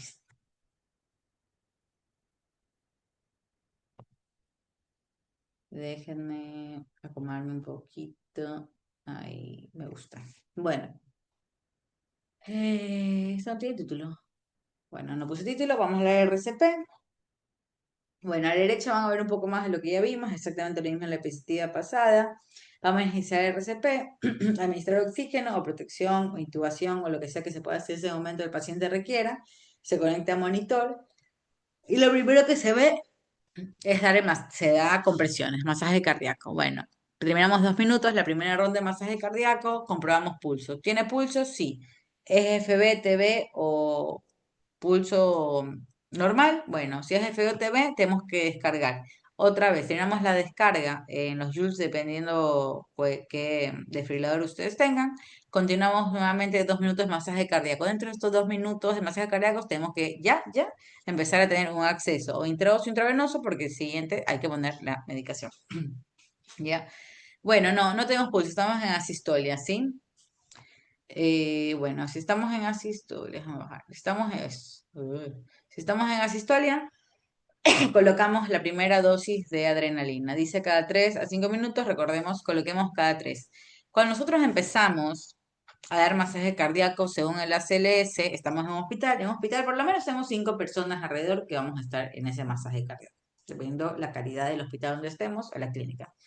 Donde yo hice la residencia, cuando había un paro cardíaco éramos 15 personas en cualquier parte del hospital. Se llamaba terapia intensiva para encargarse de lo que era la reanimación del paciente.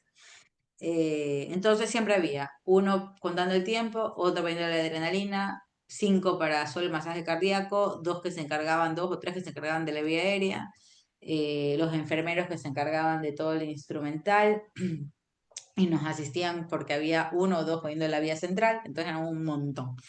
Pero por lo menos tienen que haber 5 personas. Bueno, hay una persona que se encarga de la adrenalina, el tiempo y la adrenalina. Ese se encarga de poner solo la adrenalina. Porque si no, no se van a dar cuenta y van a poner la adrenalina cada 8 minutos, cada 6 minutos, cada 10 minutos y se va a morir el paciente.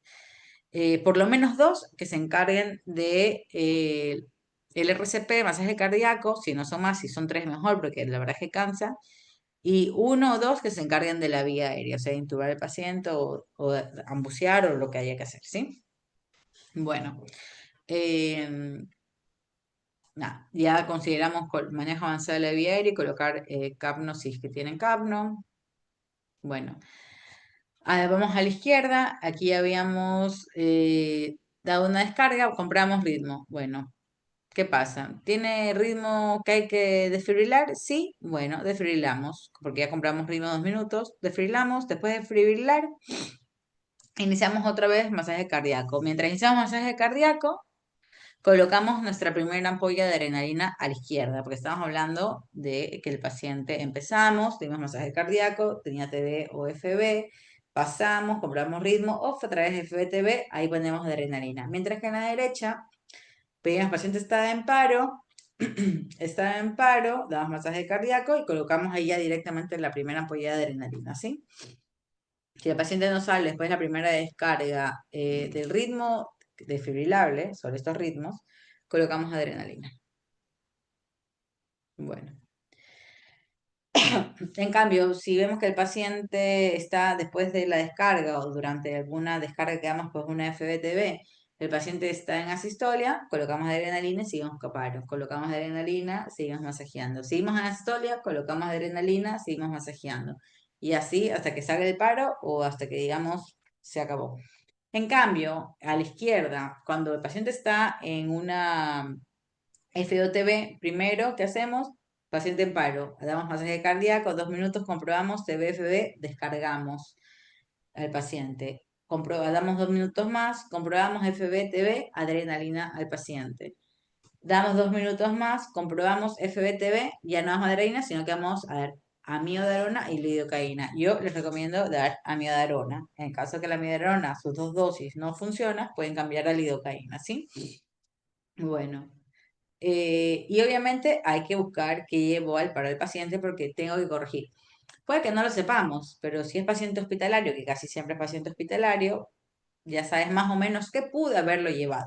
Ay, no, que ese paciente estaba con hipocalcemia, ponle calcio y también tenía un poquito de acidosis, ponle también bicarbonato. O sea, nosotros ya vamos pensando qué podría ser y estamos tratando de corregir la causa.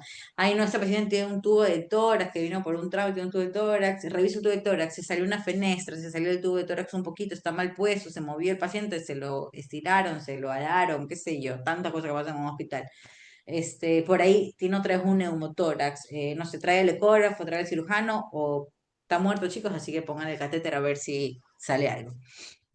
Sí, entonces yo voy buscando las causas de que puede haber llegado el paro mientras lo reanimo, porque si no, por ahí no vaya a servir de nada, ¿no? Hay muchas causas de paro. Ay, no, ¿sabes qué? Yo o el enfermero le pasamos hace un ratito un medicamento. ¿Qué le pasaste? Por ahí nos equivocamos. A veces hay ampollas que se parecen mucho, la ranitidina y la adrenalina a veces se parecen mucho. A veces hay cosas que no se puede dar en bolo y por ahí pasa un bolo sin querer a lo que se limpia suero y eso lo hizo entrar en paro. Entonces, ay, puede ser una droga. Vamos a ver qué pudimos haberle pasado que nos haya llevado a este paciente al paro. Bueno, eso es... se sale. Ay, caracho. Eso es básicamente cómo se reanima el paciente. Y así se sigue hasta que el paciente salga del paro. Bueno, yo les voy a contar una anécdota. Yo tuve una vez un paciente que estaba, una anécdota horrible, que estaba sentadito en su cama esperando una cirugía de revascularización miocárdica, ¿sí? Una CRM. Y, mm, y bueno, ese paciente tenía creo que 4 vasos tapados, no me acuerdo. Y me pasaron la guardia y el jefe del área me dice, mira, ese paciente está, mira, a mí no me toques. Tú lo ves muy bonito, pero ese paciente está con este corazón que se puede infartar y morirse en cualquier momento. Yo estaba de guardia, siempre mis guardias eran feas, y estaba el paciente sentado en la cama comiendo, creo que uvas, no me acuerdo, creo que estaba comiendo uvas. Y le digo, ah, ¿cómo está? Bien, bien, pero siento una presión en el pecho, me dice. Y yo lo veo y me doy la vuelta y veo el monitor. Y el paciente está en una taquicardia ventricular. Y yo le digo, ay, ¿qué más siente? No, solo siento que me aprietan el pecho, me dice, pero me aprietan mucho. Y yo, bueno, respire. Y yo esperé un ratito a ver si por ahí entraba y salía en la taquicardia ventricular, qué sé yo. No le había dado creo que unos días una y no le había vuelto a dar, lo habían sacado. Y le digo, ah, bueno, bueno, acuéstese un ratito, le voy a tomar la presión. ¿Y cómo se siente? Bueno, tenía la presión baja y se estaba empezando a chocar el paciente. La saturo todavía, no, me sigue viendo el pecho, doctor, me sigue viendo el pecho. Bueno, mire, usted está en una taquicardia ventricular, lo voy a desfibrilar. Yo tenía en la cabeza que ese paciente tenía los vasos tapados y que cuando yo lo desfibrilara, el paciente había un 90% de oportunidades de que tenga un paro cardíaco después de la desfibrilación. Igual iba a tener un paro cardíaco si no lo desfibrilaba, pero yo tenía la esperanza divina que ese paciente solito se le salga la TV, pero no pasó. Bueno, entonces lo desfibrilé. Y el paciente no paró, sino que no salía de la taquicardia ventricular. Lo desfibrilé 10 veces, los desfibrilé. Lo sedé, obviamente, porque te electrocutan, con propofol, lo dormí un poquito, lo desfibrilé. El paciente seguía en taquicardia ventricular. Le pasé amiodarona, seguía en taquicardia ventricular, no salía, y dije, bueno, hay que intubarlo. Hay que intubarlo porque se va a morir, no puede tener despierto con la taquicardia porque va a cualquier momento a parar. Lo intubé Y empecé a pasar lidocaína, entraba y salía, y entraba y salía de la taquicardia ventricular. Había ritmo sinusal, taquicardia. Un minuto de ritmo sinusal, taquicardia, hasta que otra vez le pasaba lidocaína. Un minuto, le puse la lidocaína en paralelo. Nada, no funcionó. Llamé de emergencia, de hemodinamia, y al cirujano cardiovascular porque le dije, el paciente no va a salir nunca. Ya hice de todo, el paciente no va a salir hasta que no se revascularice ese corazón. No lo querían operar porque estaba en taquicardia ventricular, estaba hipotenso y estaba con una hora de adrenalina. Ya lo había intubado, sedado, todo. Y el paciente no salió nunca. No salió nunca, no salía, hice de todo. Los cirujanos no querían operarlo, que tampoco les puedo culpar porque la verdad es que su corazón estaba, mira, a mí no me toques. Eh, y yo llamé a la familia y les dije, miren, el paciente no sale de la taquicardia ventricular. Y lo más probable es que en cualquier momento el paciente fallezca. Y eso se llama tormenta, ¿sí? Tuvo una tormenta ventricular, una tormenta eléctrica, perdón, una tormenta eléctrica y es muy conocida cuando el paciente no sale de este tipo de arritmias ventriculares, que son arritmias de paro cardíaco, ¿sí? Y dentro de esa tormenta eléctrica el paciente falleció porque no se lo pudo sacar y lamentablemente al día siguiente era la cirugía y no pudo llegar a su cirugía. Entonces, muchas veces los pacientes pueden estar con estos ritmos y no salir, y no salir, y no salir, y no salir, y fallecer en ese ritmo, ¿no? Son ritmos de paro.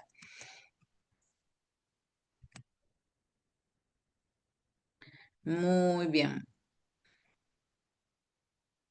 Bueno, nada, aquí hablo un poco de manejo de la vía aérea. Estos todos son los cuadros de la CLS para que los tengan.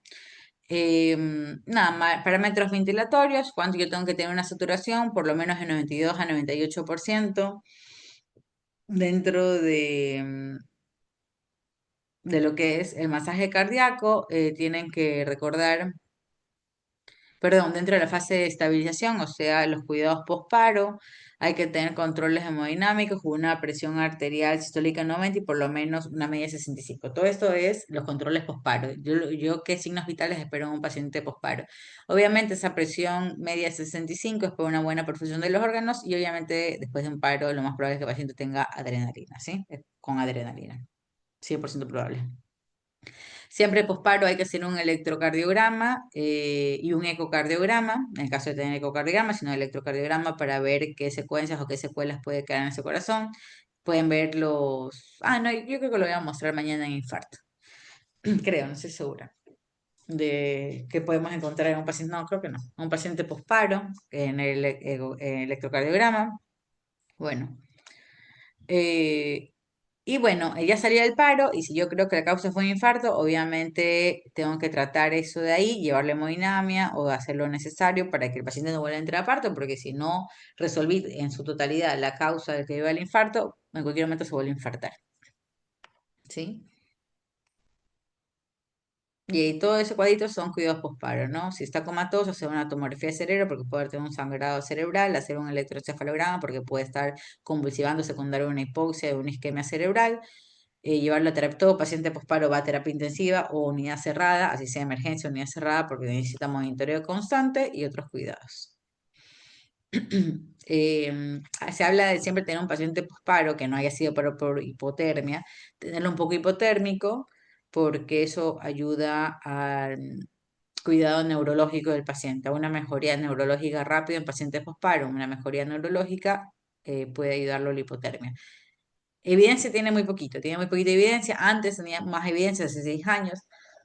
Todos los pacientes posparo se los ponía en hipotermia. Ahora la verdad es que no hay mucha evidencia de que tienes que atender un paciente en hipotermia después del paro para una mejoría neurológica. Muy bien, ¿esto qué es?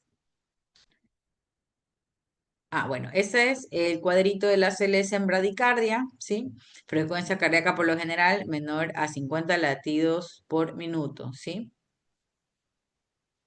Y hay que recordar que el paciente tiene que estar sintomático, ¿no? Porque hay pacientes que pueden tener una bradicardia y eso no significa que sea una bradicardia que requiera una intervención urgente. Si el paciente tiene, no sé, 48 latidos por minuto, por ahí tiene un bloqueo y ese paciente vivió con un bloqueo siempre, ese curso no hay arritmias, pero ha habido por siempre con un bloqueo y no requiere nada más. Una bradicardia que requiere una intervención urgente, tienen que estar acompañada de síntomas y no solo de frecuencia cardíaca.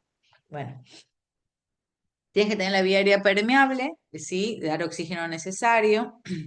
El paciente, estaba hablando de bradicardia, no de paro, así que el paciente está consciente, dar oxígeno, ver que la vía aérea esté permeable, ver que el paciente esté orientado en tiempo, espacio y persona, que todo esté bien, todo tranquilo. Siempre tener una vía de acceso. Esta vía de acceso puede ser periférica, no necesitas una vía de acceso central. Primero voy a realizar un electrocardiograma porque tengo que buscar las causas. Si es una causa de bloqueo y me está dando síntomas, voy a tener que poner un marcapasos, ¿sí? Y obviamente las toxicológicas se puede dar bradicardia como las hipoxémicas, ¿sí? Bueno, es una bradicardia persistente y tiene signos o síntomas. ¿Cuáles son los signos o síntomas? Puede tener hipotensión, alteración de estado mental, puede ser secundaria a la bradicardia, puede estar chocado, o sea, puede tener mala perfusión periférica, mal relleno capular, o elevación de lactato, una acidosis metabólica, o sea, que puede darme síntomas de shock o algún fallo de órgano. Esta bradicardia se acompaña con dolor de pecho, dolor torácico, o sea que hay mala perfusión también a nivel de las coronarias. O esta bradicardia también me lleva a una insuficiencia cardíaca aguda. Bueno, tiene síntomas, es una bradicardia sintomática que yo tengo que tratar de forma urgente, ¿no? No es simplemente un bloqueo, una bradicardia sintomática que yo tengo que hablar con el cardiólogo para poner un marcapaso. Bueno, tengo síntomas, ¿qué hago? Atropina. En el ACLS anterior se daba 0,5 miligramos, pero la última actualización del ACLS, que es la imagen que tenemos aquí, que estamos viendo en pantalla, se da 1 miligramo, ¿no? Y se repite cada 3 a 5 minutos. Aquí el paciente está vivo, si está tranquilo y sus síntomas no está en shock, no está hipotenso o parece que se nos va, podemos darla cada 5 minutos sin ningún problema, ¿sí? No hay que darla cada 3 minutos. Todo depende del paciente que yo tenga, con un máximo de 3 miligramos. También en caso de la atropina, después de la infusión, y yo veo que sigue con bradicardia, puedo poner una infusión endovenosa de dopamina, ahí está la dosis, de 5 a 20 microgramos por kilogramo minuto. Puedo poner infusión de adrenalina, yo no recomiendo la infusión de adrenalina. Recuerden que para la infusión de adrenalina no la puedo poner en una vía periférica, tengo que sí o sí tener una vía central, o voy a hacer una necrosis periférica yo, ¿sí? Hay que buscar las causas que me lleva a esta bradicardia, porque es una bradicardia sintomática, tiene que haber una causa aguda, como es el infarto, fármacos, que son los que están ahí, hipoxia o alteraciones electrolíticas. Hay que hacer un laboratorio, buscar las causas y tratar de corregirlas, ¿sí? Les iba a decir algo importante que me olvidé. Ah, bueno, sigamos, ya se lo voy a decir. Bueno, después de las infusiones, ahí se consultar a un experto. Pero chicos, siempre hay que consultar a un experto cuando ya estamos en una bradicardia sintomática. Así como siempre hay que llamar a la ambulancia cuando vemos al paciente en el piso y nos parece que es grave, ¿sí? No voy a llamarlo cuando veo que no responde porque a veces ya es tarde. Que venga la ambulancia por gusto, no pasa nada, a que no venga. Entonces, consulta a un externo y tuvo una bradicardia sintomática, vayan llamando al cardiólogo, a su compañero, que vaya llamando al cardiólogo, lo que sea, ¿sí? Y mientras yo hago el resto que está aquí descrito. Porque muchas veces lo que necesitas es un marcapaso urgente o un marcapaso externo o subcutáneo. Así que vayan llamando al experto porque eso sí lo pone solo el experto, que es el cardiólogo o el cardiólogo intervencionista. Muy bien, ¿qué tengo acá? Esa es la de taquicardia. Bueno, ese es el cuadrito de la CLS de taquicardia. Vamos a ver la frecuencia cardíaca mayor a 150. No existe frecuencia cardíaca mayor a 150 que no tenga síntomas. Así que este paciente sí va a tener síntomas. No es como el otro que puede ser un viejito con un bloqueo que por ahí ya tiene bloqueo hace rato. Pero una taquicardia sin síntomas, sobre todo mayor a 150, no, nunca la he visto. Bueno, la frecuencia cardíaca por lo general mayor a 150, se va a decir que existe taquiarritmia. Hay que buscar qué clase de taquiarritmia es. Hay que identificar y tratar las causas subyacentes. Como exactamente lo mismo en lo anterior, mantener la vía aérea permeable, oxígeno, un acceso, poner el monitor, el pulso oxímetro, presión arterial. Estos pacientes hipotensan muchísimo y hacer el electro. Tengo síntomas, ¿qué síntomas? Lo mismo hace un rato, hipotensión, alteración de la conciencia, shock, molestias torácicas, insuficiencia cardíaca. Sí, tengo síntomas, tengo que hacer una cardioversión. Eso no es una desfibrilación, solo se desfibrilan los ritmos desfibrilables, que son los ritmos de paro, que son taquicardia ventricular y fibrilación ventricular. TB y FB. Acá se hace una cardioversión sincronizada porque no es un paciente muerto ni con un ritmo de paro, ¿sí? Aquí no se desfibra, sino se hace cardioversión. Bueno, si voy a cardiovertir, considerar si el paciente está inestable hemodinámicamente, si está hipotenso, taquicárdico, hipotenso, tengo que cardiovertir, considerar la sedación porque duele, quema, y ver si existe un complejo regular o estrecho del QRS, ¿sí? Porque también puedo dar adenosina.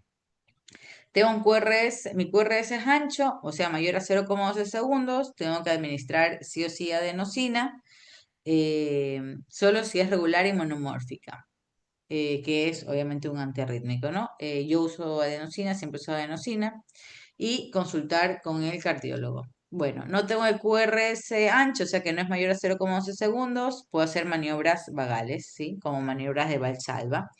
Eh, Puedo dar beta bloqueantes o bloqueantes de canales de calcio y siempre consultar con el experto.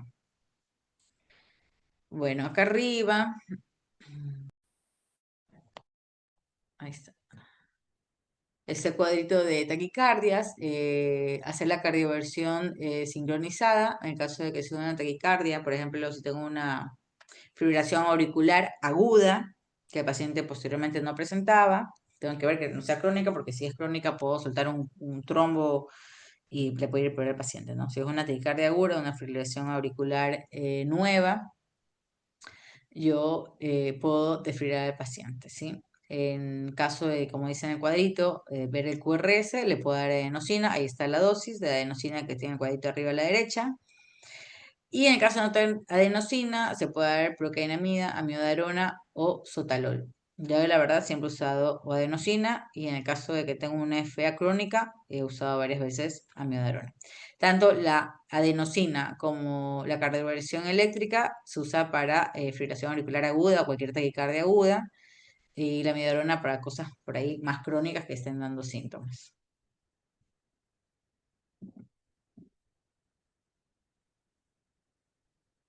Bueno, y este es paro cardíaco en embarazada, ¿sí?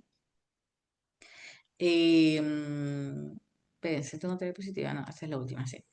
Bueno, paro cardíaco en embarazadas, tiene que ser RCP de alta calidad, recuerden que es muy difícil. La desfibrilación sí está indicada y otras intervenciones. Eh, bueno, cosas importantes aquí es la maniobra de cómo darle RCP a una mujer embarazada. Recordemos que cuando estamos dando cuando estamos dando masaje cardíaco a una embarazada, está muerta la embarazada, ¿no? Tenemos que ser rápidos porque si no también se nos va a morir el bebé. Empezamos a ver el masaje cardíaco. Tenemos que ver la vía aérea. Esta paciente sí o sí tiene que estar intubada o una excelente administración de ambú porque tiene que estar con el oxígeno al 100%. Tenemos un bebé ahí adentro, que el bebé todavía no está muerto, puede darle paro cardíaco a la mamá. Significa que el bebé, no significa que el bebé esté muerto. Colocar una vía endovenosa siempre arriba del diafragma porque la presión debajo del diafragma es muy pesada y por ahí la medicación no se va a distribuir de manera correcta. Hay que darle magnesio endovenoso siempre porque tenemos que pensar siempre en causas de preeclampsia, eclampsia, bueno, realmente eclampsia. Tenemos que dar gluconato, cloruro de calcio siempre, ¿sí? Bueno, tiene que ser recipiente de alta calidad. La desfibrilación solo se hace si hay ritmos desfibrilables, si no, no se lo realiza. Hay que hacer el desplazamiento uterino continuo durante el masaje. Alguien tiene que estar desplazando el útero, ¿sí? Para poder ayudar hacia la izquierda, para poder dejar que haya una buena circulación, tiene que haber otra persona. Le pueden dar o lateralizado el masaje cardíaco o alguien tiene que ayudar a mover el útero, lateralizarlo hacia la izquierda. No tienen que estar conectados a monitores fetales porque eso puede molestar durante el masaje cardíaco. Cuando la paciente embarazada entra en paro cardiorrespiratorio, inmediatamente alguien tiene que llamar a ginecología para que saque ese bebé. Si es un bebé viable, ¿no? O sea, estamos hablando mayor de 24 semanas, 22 semanas. Todo depende del centro y la tecnología que tenga el centro, ¿no? Pero inmediatamente hay que sacar ese bebé. Y se hace la cesárea en la cama. Hubo una vez que tuvimos que hacer la cesárea en la cama. Hay que tener mucho cuidado. Bueno, aquí está muerta la paciente, pero a veces hay otro tipo de cesáreas de emergencia En el COVID había una paciente que teníamos que se estaba muriendo y teníamos que poner en prono y estaba embarazada de 34 semanas, creo, 35, no me acuerdo. Bueno, estaba embarazada de 34, 35 semanas y teníamos que ponerlo en prono porque se estaba muriendo la paciente se saturaba muy mal, yo le decía que su hijo recibía, si ella recibía poco, su hijo recibía menos.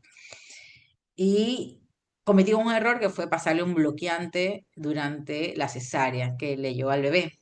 Y bloqueamos la parte muscular del bebé. El bebé se fue súper bien, pero fue un bloqueante de vida media y no de vida ultra rápida. Entonces, al ser un bloqueante de vida media, el bebé nació con parálisis muscular, se lo tuvo que intubar un día y posteriormente se fue recontra bien, pero hay que tratar de siempre pasar, o no pasar el bloqueante, cosa que va a ser difícil, o pasar un bloqueante de vida ultra rápida para que el bebé no tenga que ser intubado, por ahí embucearlo unos minutos y posteriormente y esté mejor, ¿sí?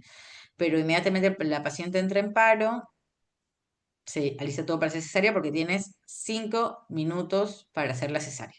Una cesárea se puede hacer tranquilamente en 5 minutos. Paciente en paro, llamas a ginecología, sacar bebé ya. Se lo saca ya. Hay que sacar un bebé ahorita. Se acabó, ¿sí? Porque si no vamos a tener dos muertos en vez de uno. Y aparte, al sacar al bebé, las chances de que la madre sobreviva aumentan un montón porque el bebé le roba mucho oxígeno y sangre a la mamá. Entonces, al sacar al bebé, tú la sobrevida de la madre la aumentas un montón, va a ser mejor circulación, va a ser más fácil el masaje cardíaco, va a tener mejor oxigenación porque el embarazo colapsa los pulmones, así que va a oxigenar mejor, se van a abrir muchas unidades alveolares, va a ser mejor para los dos, ¿sí? Le puede aumentar la sobrevida de la madre y el bebé vive. ¿Y qué más? Y nada más. Bueno, la izquierda tiene el cuadrito, la madre tiene las mismas causas de paro que la mamá embarazada tiene las mismas causas de paro que cualquier otra persona, pero hay unas cositas más, por ejemplo, bueno, la hipovolemia, que es el sangrado, se agregan más, pueden tener complicaciones anestésicas en el caso que sea durante quirófano, durante la cesárea, si no antes de esto, embolias de líquido amniótico, fiebres, o sea, se refiere a la sepsis, que puede ser un shock distributivo y las otras causas anteriormente, ¿no? Y bueno, la hipertensión porque habla de la eclampsia. Bueno, esa clase estuvo larga, la de mañana es más larga, así que por favor, mañana empezamos a las 7 de la noche para no terminar tan tarde. ¿Alguien tiene alguna pregunta?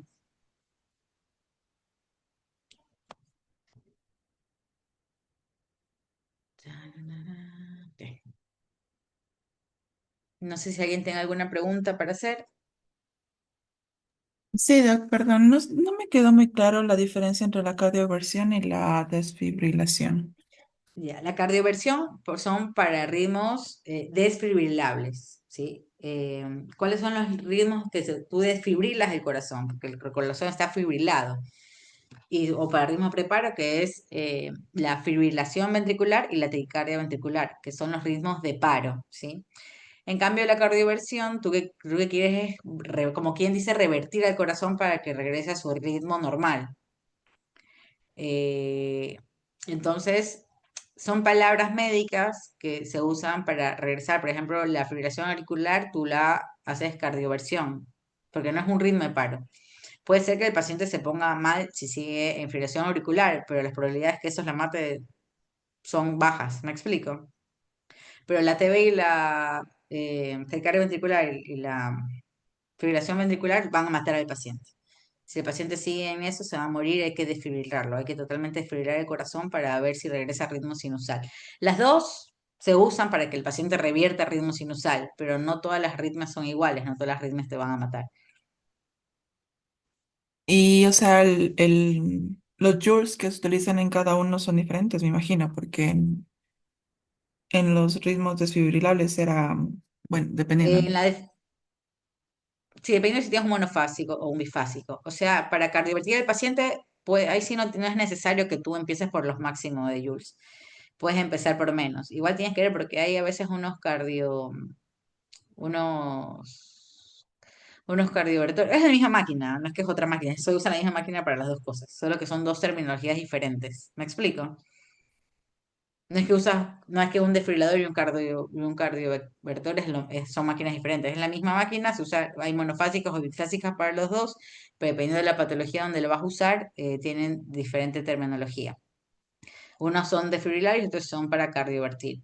En cardioversión no usas los máximos joules que usas en desfibrilación, usas otra cantidad de joules. Puedes empezar por 120 ahí, no tienes que empezar por 360. ¿Me explico? Sí, Doc, muchas gracias. A ti.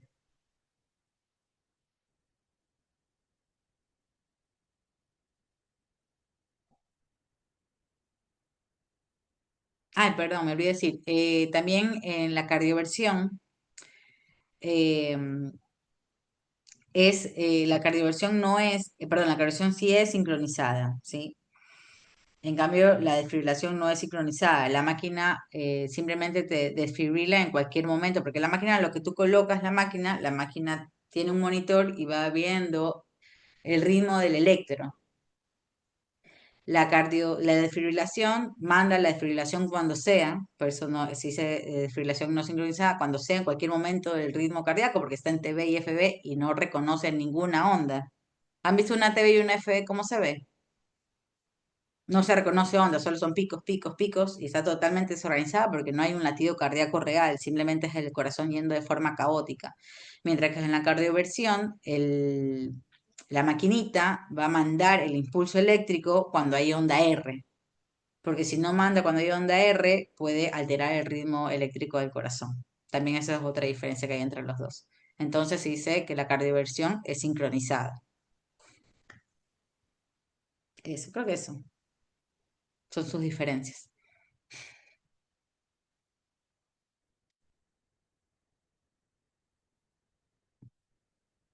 ¿Alguien tiene otra preguntita?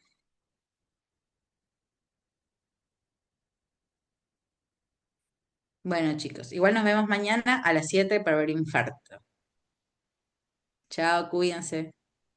Gracias. Hasta luego. Hasta luego.